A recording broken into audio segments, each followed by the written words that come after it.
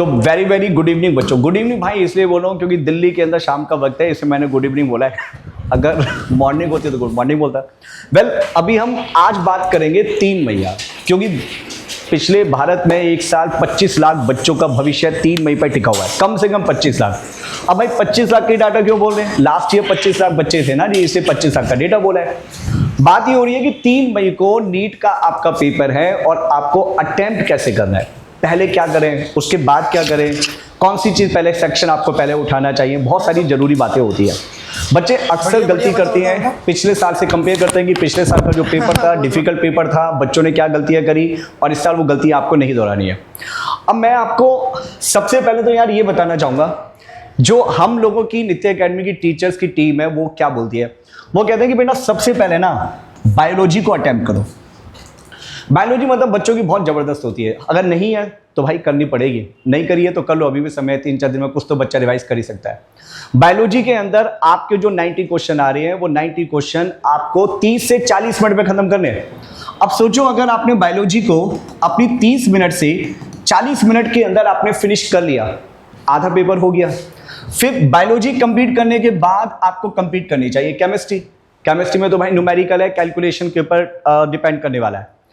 आप जो question solve कर रहे हैं उसमें आपको पता है कि लेंथी क्वेश्चन कौन से होते हैं। 2-4 क्वेश्चन ऐसे हैं जिनमें टाइम बहुत ज़्यादा लग जाता है, बच्चों को पता होता है किस में जाता है। जैसे चैप्टर नंबर 1 में हम एम्पेरिकल फार्मूले की बात करें, उसमें टाइम लग जाता है। अब केमिकल काइनेटिक्स में आ जाओ, उसमें लॉग वाला क्वेश्चन आ गया, कहीं पर लॉग की वैल्यू निकालने के लिए आ जाए, भैया कोई बात नहीं, बाद में करना, उसको थोड़ा साइड में कर देना।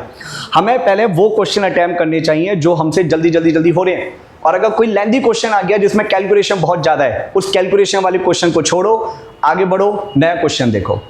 तो भाई केमिस्ट्री को फिनिश करना इस प्रकार से करना कि टोटल बायोलॉजी और केमिस्ट्री ये दोनों मिला के आपकी करीब 1.5 आवर्स में एटलीस्ट खत्म हो जानी चाहिए। 1.5 आवर्स में, इतने टाइम में अगर आप 1.5 घंटे में अपनी केमिस्ट्री और बायोलॉजी खत्म कर लेते हो तो अगला 1.5 घंटा 1.5 आवर्स जो आपके पास बचा है वो बचा है फिजिक्स के लिए।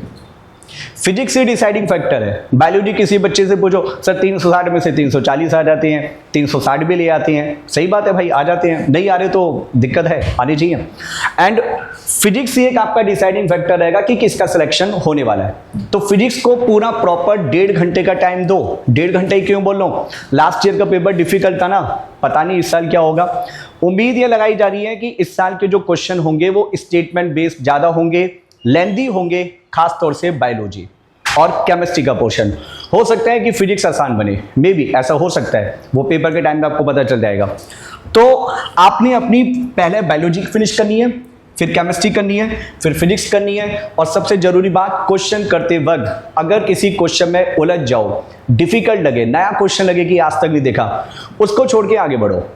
उस क्वेश्चन पे वापिस आना है जब सारा क्वेश्चन पेपर आपका अटेम्प्ट हो जाए, राइट। और इसके बाद छोटी छोटी वीडियो और आपको बाद में बताएंगे। अभी एक छोटी सी जानकारी इस वीडियो में आपको दे दी है कि पेपर कैसे अटेम्प्ट करना है। फिर मिलेंगे अगली वीडियो में, तब तक के लिए ऑल द बेस्ट।